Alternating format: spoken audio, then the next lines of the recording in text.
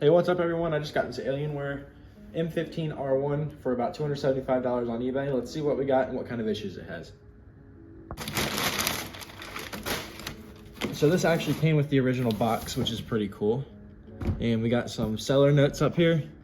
It says we got an M15 with the i7 9750H, 16 gigabytes of RAM, 512 gigabyte SSD, and a GeForce GTX 1660 Ti. Let's cut the seal and see what we got.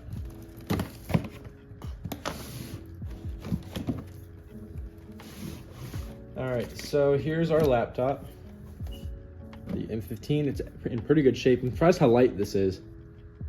All right, so it looks like right here is where all the accessories are gonna be. Let's go ahead and see what this little booklet is. Seems just like all the paperwork for it.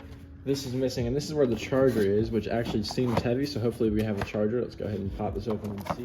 And we do actually have the charger, so that's a pretty good additional value. I didn't expect it to come with a charger. We have the standard 180 watt charger, which is pretty good because now I don't have to use mine. All right, so that's gonna do it for what's in the box. We're gonna go ahead and see if this thing will just power on straight away. We have the newer design. We have like this little ventilation system up here. It's pretty nice. We have shiny borders, decent feeling keyboard. A first issue I'm noticing, we have one missing keycap, the F13, which isn't really important, but it is kind of annoying, so I'll be replacing that. So let's go ahead and try to turn it on. And I believe the battery's dead, so I'm gonna go ahead and plug it in and we'll try it again. All right, so I got it plugged in and it's actually turning on all its own. So here's the keyboard backlight. It's actually pretty nice looking. Nothing on the display yet. All right, it's booting up now. I just had to wait a few seconds. Let's see what it does. All right, so it automatically went into the Alienware Support Assist app and it says it's running a system scan and it's starting with the CPU fan, which might be a bad sign. It says 31 seconds left. Let's see how bad it is.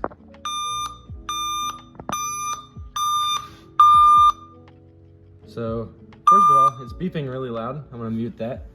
And we have here the CPU fan failed to respond. So this most likely has either a damaged or just not working CPU fan. So that's gonna be our issue.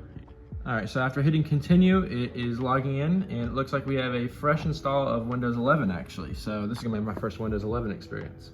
All right, so this thing's definitely gonna need some work. I was trying to check out the specs and settings and it just shut off. I think it's probably because of CPU fan.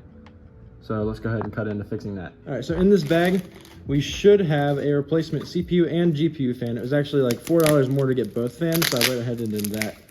All right, and here's our two fans out of the box. First step with this laptop is to remove the bottom cover. If you guys are ever gonna plan to take apart an electronic device like this or a phone or something, I recommend one of these magnetic screw mats. You can just set all your screws on them and it holds them in place. It's super nice and you don't lose any screws. All right, so we're just gonna remove the bottom cover. I'm gonna grab down here and pull on it.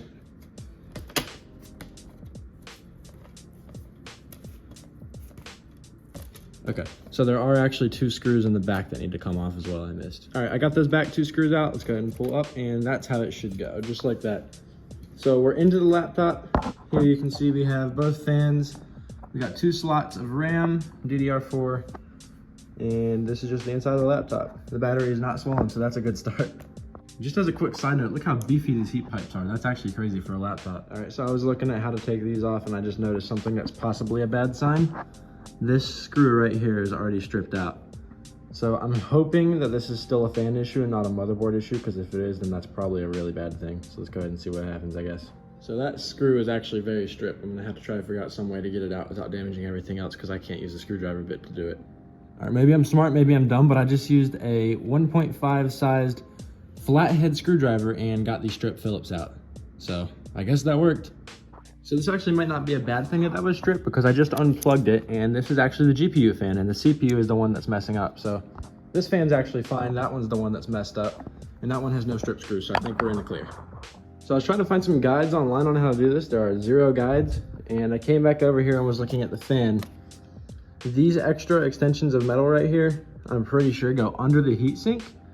So maybe I'm dumb, but I think I have to remove the heatsink to get it out. All right, I just finished unscrewing the heatsink. So we'll go ahead and lift that off. Look at those cooling pads. So here's both of our fans. I was right, they are actually a part of this. We're gonna go ahead and remove them. All right, both fans are removed. We're gonna go ahead and install the new ones. And you guys telling me I've only done it on one computer. Is this way too much thermal paste? Because it looks like a lot to me. All right, I got the fan screwed back in. I'm not really sure why these have so much extra tape. I'm just gonna fold it back underneath so it doesn't block all the vents when I put it in.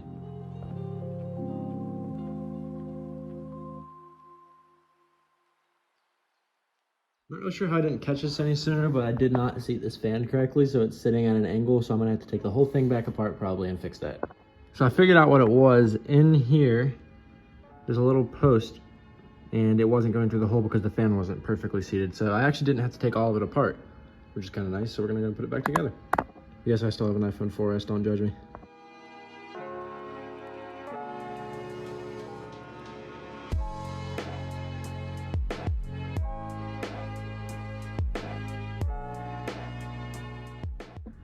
All right, so we got the thing put back together. Both new fans are installed. We're gonna go and plug in the charger real quick. And let's open it up and hope for the best. See if it turns on and has an error. So the fans are just going full speed right now, but no fan error. We're in. The fans are blasting away for no reason. We also have a working battery since it's charging and currently at 6%. It was at 0 when I got it, but it's charging up now. All right, so I did a restart and ran that diagnostic thing again, and we're good to go. Both fans are working now. So let's go ahead and check out those specs one more time. We have the i7-9750H clocked at 2.6 gigahertz, 16 gigs of DDR4 RAM, and we have a GTX 1660 Ti with 6 gigs of VRAM. Pretty good.